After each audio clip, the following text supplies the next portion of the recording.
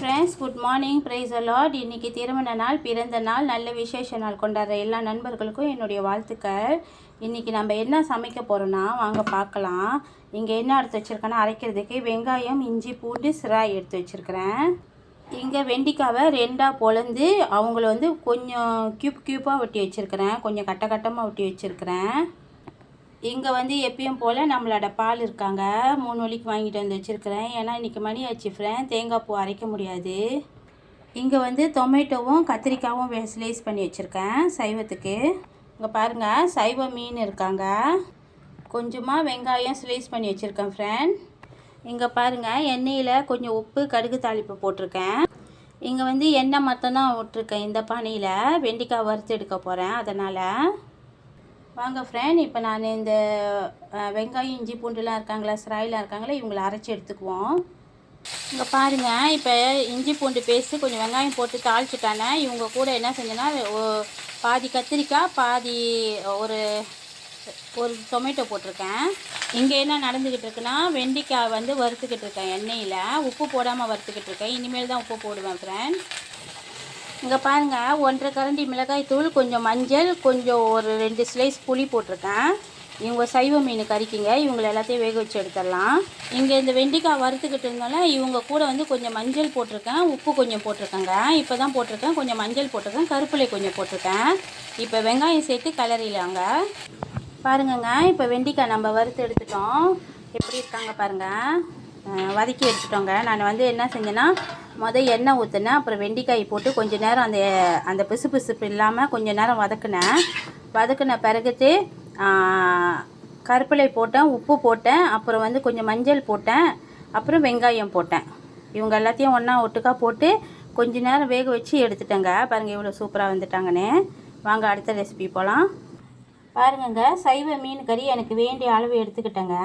இப்போ இங்கே பாருங்கள், பேலன்ஸ் கொஞ்சமாக கறி மட்டும் வச்சுருக்கேங்க. இப்போ இவங்க கூட பாருங்கங்க, மீதி உள்ள இஞ்சி பூண்டு பேஸ்ட்டு போட்டிருக்கேங்க. வெங்காயம், இஞ்சி பூண்டு, வெங்காயம், சிராய் போட்டிருக்கேன். இங்கே வெங்காயம் ஸ்லைஸ் பண்ணது போட்டிருக்கேன், கொஞ்சம் கருப்பிலை போட்டிருக்கேன் இவங்க கூடிய. இப்போ இவங்க எல்லாத்தையும் ஒட்டுக்கா போட்டு வேக வைக்க போகிறேங்க. இங்கே பாருங்கள், கொஞ்சம் எண்ணெய் ஊற்றிருக்கேன் ஃப்ரெண்ட், கொஞ்சமாக எண்ணெய் ஊற்றிருக்கேன் இவங்க கூட. அப்புறம் கத்திரிக்காய் எடுத்து வச்சு இந்த கத்திரிக்காய், தக்காளி எல்லாத்தையும் இவங்க கூட ஒட்டுக்கா போட்டுட்டேன். இப்போ இந்த மிளகாய் சாந்து நான் மிளகாய் தூள் நான் 1.5 கரண்டி போட்டிருந்தேன் மீன் கறிக்கு.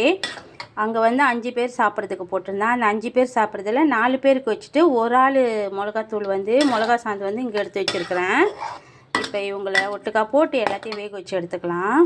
இங்கே பாருங்கள், சைவ மீன் பொரிக்க போகிறேங்க. இவங்க கூட என்னென்ன எடுத்து வச்சு போட்டிருக்கேன்னா, மஞ்சள் போட்டிருக்கேன், உப்பு போட்டிருக்கேன், அப்புறம் ஜீரகம் போட்டிருக்கேங்க. இவங்க மேலே புள்ளியாக கருப்பாக இருக்காங்களா, அவங்க ஜீரகங்க. எண்ணெயும் சூப்பராக காஞ்சிகிட்டு இருக்காங்கங்க. இவங்க காஞ்சி வரட்டும். இங்கே பாருங்கள், நம்ம பேலன்ஸ் கொஞ்சம் கறி போட்டு காய்கறிலாம் சேர்த்து வேக வச்சோம்னா இவங்களும் நல்லா கொதித்து வராங்க. இன்னும் கொஞ்சம் நேரம் கொதிக்கட்டும். பாருங்கங்க, இவங்க எவ்வளோ கெட்டியாக வந்துட்டாங்க. இந்த டைமில் நம்ம சுத்தம் செஞ்சு எடுத்து வச்சுருக்க சொத்தவங்க ஆட் பண்ணிடலாங்க. சுத்தம் செஞ்சு எடுத்து வச்சுருக்க கணவாய் போட்டுட்டோங்க, சொத்தவங்க போட்டுட்டோம். இந்த கணவாய் இப்போ நான் ஏன் ரொம்ப சுண்ட வச்சேன்னா, இந்த கணவாயிலேருந்து தண்ணி வெளியே ஆவாங்க. அதனால் சாந்தை கொஞ்சம் நல்லா சுண்ட வச்சுட்டு சொத்தவங்க போட்டோமா அந்த கறி நம்மளுக்கு கரெக்டாக வந்துடுவாங்க. இப்போ இவங்க வரட்டோங்க. பாருங்கங்க, இங்கே மீன் பொரிச்சிக்கிட்டு இருக்காங்க, சாடின் மீன். இங்கே நம்ம சொத்தம் குழம்பு செஞ்சோம்ல, கனவா குழம்பு, அதில் நான் கொஞ்சம் தேங்காய் போடுவோம், தேங்காய் பாலும் கொஞ்சம் மல்லி இலையும் போட்டிருக்கேங்க. இவங்க வெந்துட்டாங்க. இன்னும் கொஞ்சம் நேரம் பால் ஊற்றிருக்கோம் இல்லைங்க, ஒரு 5 செகண்ட் விட்டுட்டு எடுத்துருவோங்க. பாருங்க, இன்றைக்கும் நான் பச்சரிசி சாதம் தான் ஆக்கியிருக்கேன். அவங்க கூட வெந்தயம் போட்டிருக்கேன். ஏன்னா நாளைக்கு ஞாயிற்றுக்கிழமைங்க, நான் சமைக்க மாட்டேன். அப்போ இவங்க சாதம் மிஞ்சிட்டாங்கன்னா நாங்கள் பழைய கஞ்சி செஞ்சுக்குவோங்க. இங்கே பாருங்கள், சைவமாக மீன் குழம்பு ஆக்கியிருக்கேன். சைவமாக வெண்டைக்காய் வறுத்துருக்கேங்க. சைவமாக இங்கே சைவ மீன் பொரிச்சிருக்கேங்க. இங்கே அசைவம் சாப்பிட்றவங்களுக்கு அசைவமாக சொத்தவங்க திக்காக கெட்டியாக கொஞ்சம் மசாலா செஞ்சுருக்கேங்க. ஆனால் இவங்க கறி தாங்க, ஆனால் கொஞ்சம் கெட்டியாக செஞ்சுருக்கேங்க. அசைவக்காரவங்களுக்கு கொஞ்சம் மீன் பொரிச்சிருக்கேங்க. சொத்தம் சாப்பிடாதவங்க அந்த கணவாய் சாப்பிடாதவங்க மீன் சாப்பிடுவாங்கங்க. ஃப்ரெண்ட், ரொம்ப நன்றி ஃப்ரெண்ட், இது வரைக்கும் என்னோடய சேனல் பார்த்ததுக்கு. இன்றைக்கி நம்ம வீட்டில் இவ்வளோ தான் சமையல்.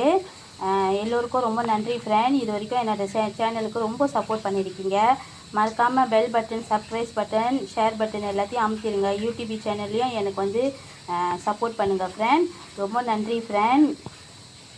பாய்.